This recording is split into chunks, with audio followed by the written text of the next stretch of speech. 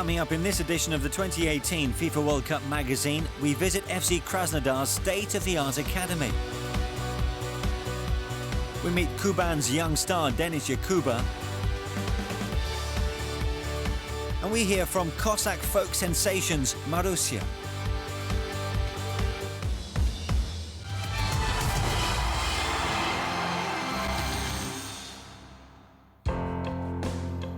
In 2003, Alexei Smertin joined the Roman Abramovich revolution at English Premier League club Chelsea.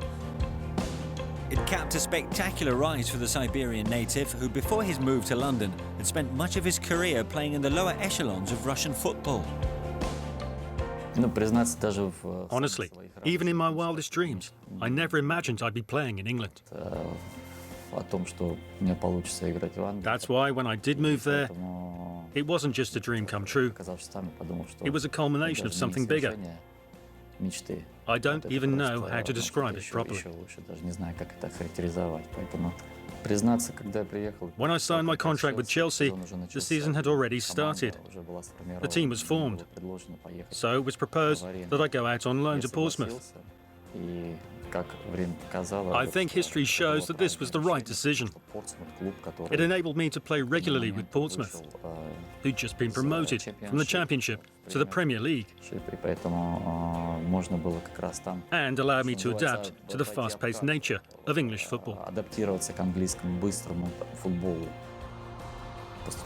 After my time there, Jose Mourinho sent me a proposal about his plans for me at Chelsea. I happily accepted it because I thought my time at Portsmouth made me more capable of showcasing my best at Chelsea. The following season, he was a part of Chelsea club history. Under the guidance of Jose Mourinho, he helped the West London team claim their first league title in 50 years.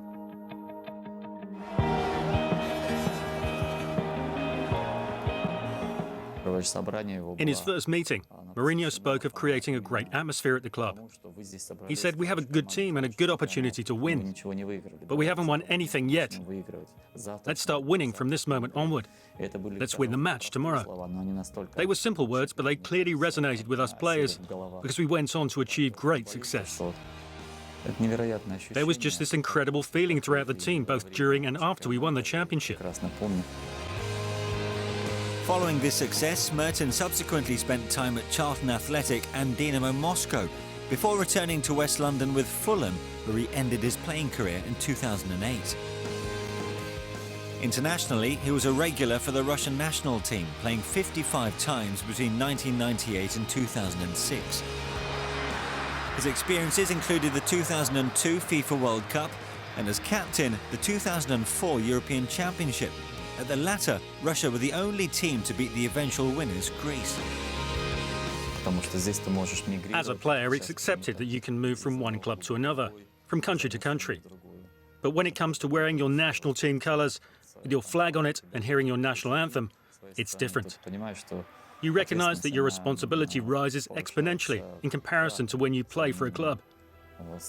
It's not an exaggeration to say you're representing the millions of people watching you. To play for your national team is not only dignifying, it's the greatest honour a footballer can have. Since hanging up his boots, the now 41-year-old has remained close to football. He's been a regular guest at some of the FIFA World Cup milestone events, and in June this year, he was officially named an ambassador for the 2018 tournament by FIFA President Gianni Infantino. I remember in 2010, after I retired, I was invited to join the bid committee for 2018. I gratefully accepted the offer, and now to be a World Cup ambassador is something I'm very excited about. For me and for all Russians, it was very important that we won the right to host the 2018 FIFA World Cup. Remember that I come from Barnaul in Siberia, a city where the tournament will not take place. Despite this, everyone there is very excited about the World Cup. Just knowing that the tournament is being hosted by Russia and will take place relatively close by in Yekaterinburg, about 1,500 kilometers away, is very important to us. It's not a problem that it isn't happening in our own city. What is important is that it's taking place in Russia. The 2018 tournament here in Russia, for me, for the whole country, for all football fans, will be full of joy and celebration. It will be about hope and emotions. And honestly, I can say I feel proud that we're hosting the 2018 World Cup.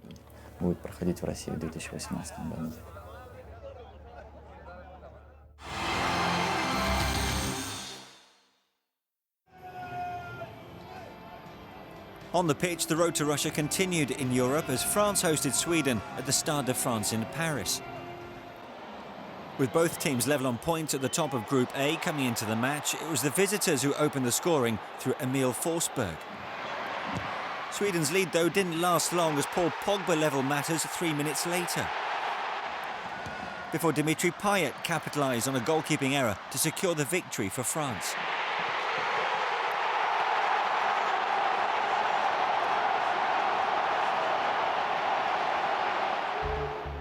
The win sees France move 3 points clear at the top of the standings ahead of the Netherlands, who beat Luxembourg with Sweden third. In Group C, world champions Germany continued their imperious start to qualifying as they put 8 past San Marino. Midfielder Serge Gnabry with a hat-trick on his senior debut.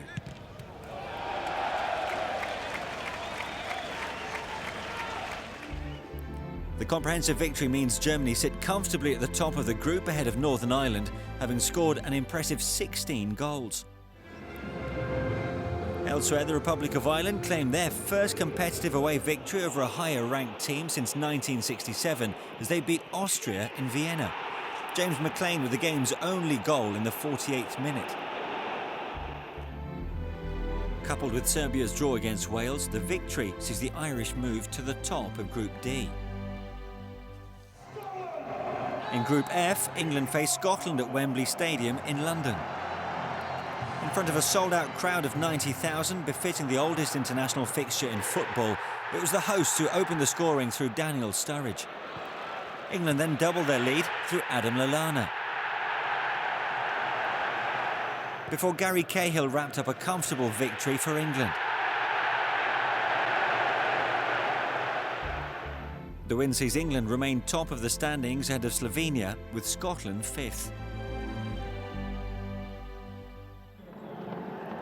In Asia, Korea Republic had to come from behind to defeat Uzbekistan. In a game played at the Seoul World Cup Stadium, the visitors took the lead through Marat Bikmayev's superb strike. Naam Taehi then equalised in the 67th minute, before Kuja Chol secured all 3 points for the hosts.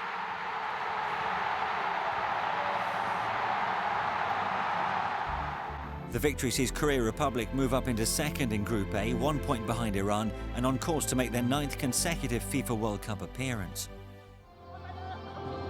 In Group B, a minute's silence was held before Thailand's meeting with Australia to mark the death of King Bhumibol Adulyadej. It was the visitors who opened the scoring after Thai defender Pratum Chutong handled in the box. Socceroos captain Mila Jedinak with the well-taken penalty.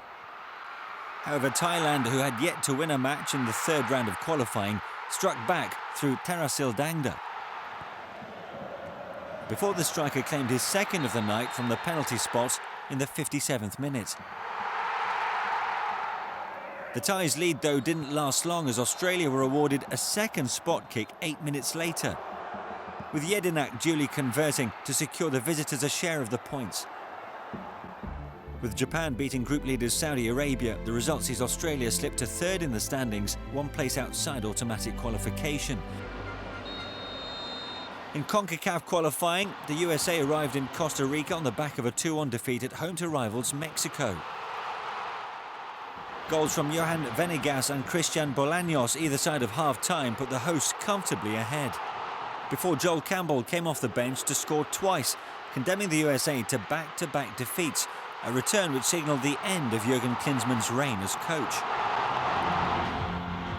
Elsewhere, Panama continued their historic start to qualifying as they secured a point against high-flying Mexico. The home side had their chances, but couldn't find a way past Elche keeper Guillermo Ochoa. Panama sit third level on points with Mexico, with the USA bottom. New coach Bruce Arena has work to do. And finally, in Oceania, Solomon Islands beat Tahiti and Honiara to keep their qualification hopes alive. Substitute Emmanuel Poyler's 92nd minute goal enough to secure all 3 points and send the capacity crowd at the Lawson Tama Stadium into ecstasy. The victory sees Solomon Islands draw level with Tahiti, who'd beaten them by the same scoreline in Papeete just days earlier. In Group A, a win and a draw against New Caledonia sees New Zealand sitting top, with Fiji set to play their opening game in March.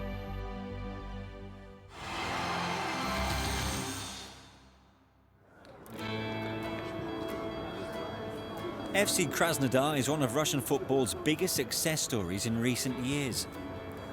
The new kid on the block, the club was established in 2008 by local businessman Sergei Galitsky and swiftly moved up the leagues. By the time their 4th season kicked off, they were in the Premier League. It's a rise to prominence that has seen them replace Krasnodar's other club, FC Kuban, as the city's #1 team. Part of the success has been down to the long-term planning and infrastructure Galitsky has implemented, the crown jewel of which is the club's state-of-the-art academy. Located on the outskirts of the city, the academy is used by 3,000 youngsters aged between 5 and 17.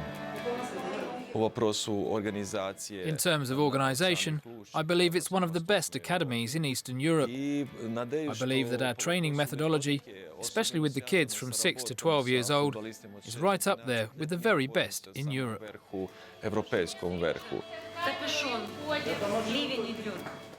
It has everything that a football player needs to develop. A medical wing, both natural and artificial pitches. There are also indoor facilities so we can continue training throughout the winter.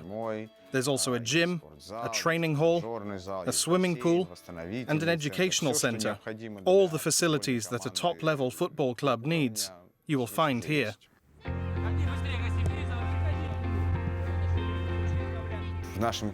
When it comes to recruitment, we have set up a partnership with 20 clubs in the Krasnodar Krai region, which is home to 5 million people.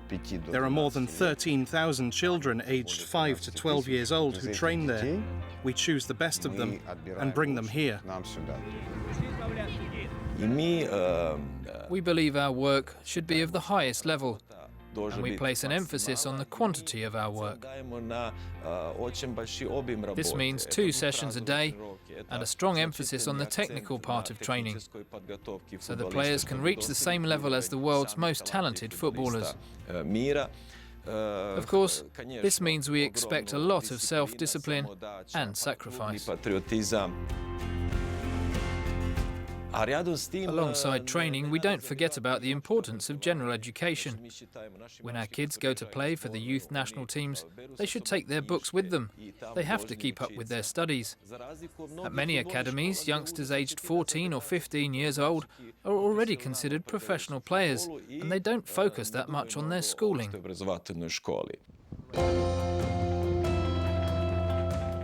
The main aim behind the creation of our academy is to develop players who can move up to the first team. Ultimately, we want to put out a first 11 of players who have graduated from the academy.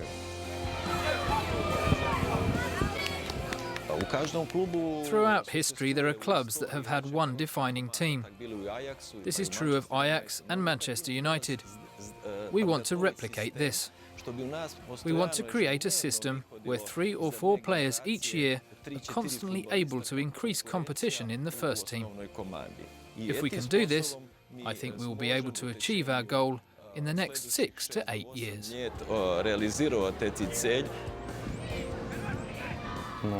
You could say that the academy has taught me everything because I moved to Krasnodar when I was 12 years old and I didn't really know that much. My development and everything that I've picked up as a player is thanks to our coaches here. Our training is very physical. Our coaches understand that playing football these days is demanding. That's why they push us physically as well as mentally. Everyone who plays here has the same ambition, and I'm no different. I want to play for the senior team. Despite having achieved so much in such a short space of time, FC Krasnodar still has some way to go to achieve their goal of producing a starting 11 of academy graduates. But with the continued dedication of all those involved in the club, it won't be long before that becomes a reality. To achieve the best results, you need to give it time. The most difficult task we face is turning talented youth team players into quality footballers. You have to carefully and expertly mould your approach to the player or players you're working with, like developing their technique and physical makeup, especially if they have achieved certain results at a youth level, but they aren't ready yet for the level of competition we have here in Russia. Young footballers need time. They need to be allowed to make mistakes. That's what we aim to address here.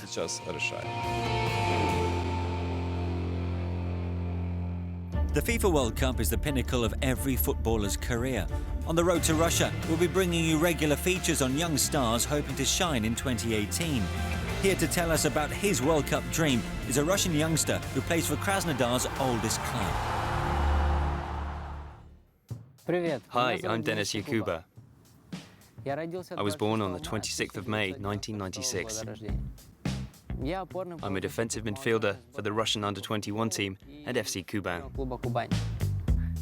I was born in the small village of Sotnikovskoye. That's where it all began. I started off playing in the streets before my father created goals in the nearby field. Back then, watching others play football made me fall in love with the game. Although I'm seen as a defensive player, I also have a great range of passing. My main task, though, is getting the ball away from opponents and helping to begin attacks. When I started to play as a midfielder, I really liked watching Ronaldinho.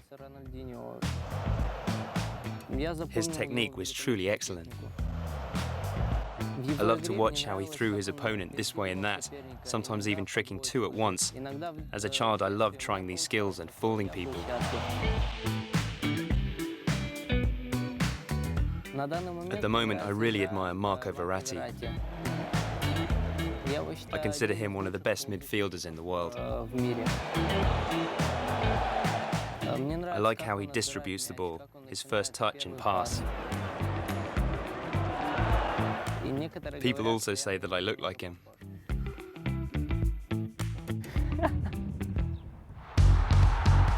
The first World Cup I remember was in 2002. I was 6 years old, watching it at home with my parents. At that time, I was obsessed with football. I remember being so impressed with the stadiums and the beautiful game on show, especially the final between Brazil and Germany. An amazing performance by Ronaldo. I've always dreamt of playing even half as well as he did. Playing at the Under-17 World Cup gave me invaluable experience at an international tournament. At the tournament, we did well to qualify from the group, but then lost against Brazil. Even so, playing a part there is such a happy memory. I learned so much from it.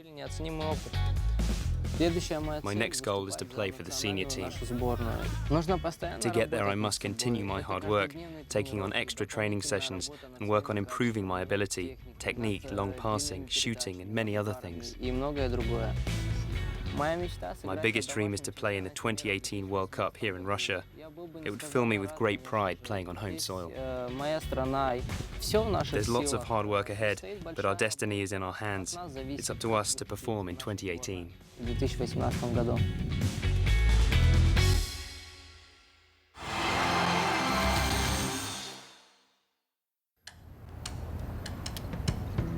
Located in one of Russia's southernmost regions, Krasnodar is rich in local culture.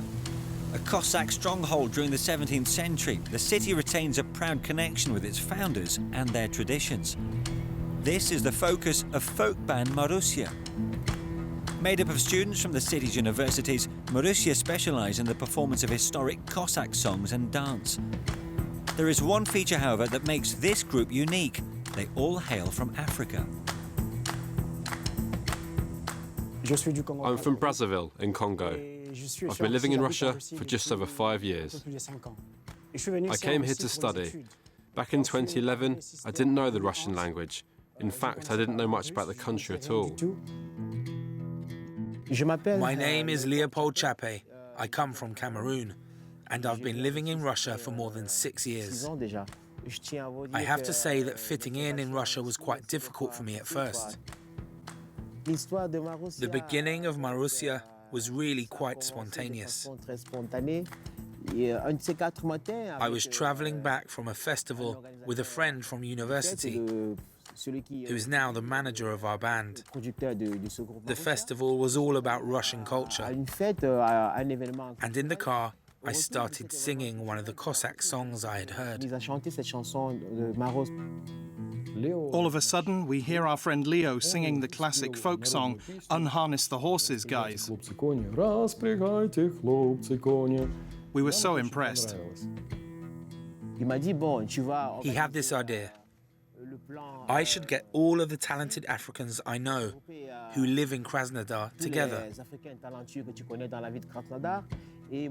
And then he would organize the rest.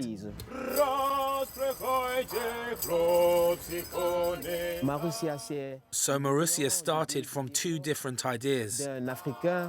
One from me, an African, and the other from Pavel, a Russian.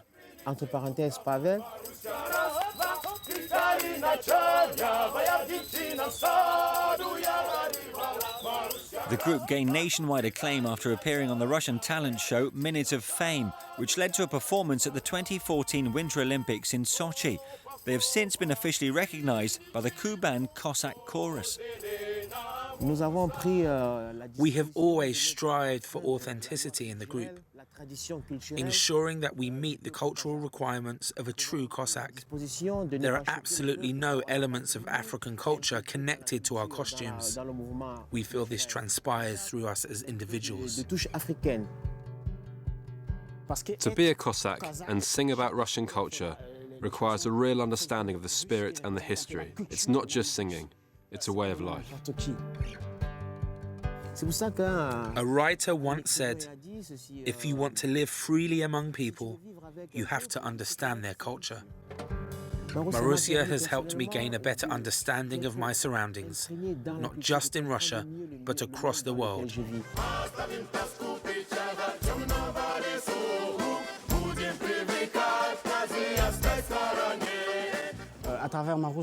Through Marusia, I feel that I totally fit in. I live and breathe Russia as if I were Russian myself.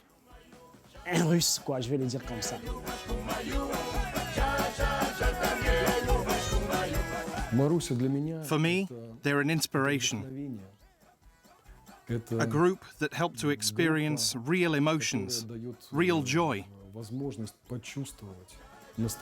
I'm glad to have a project like Marusia in my life.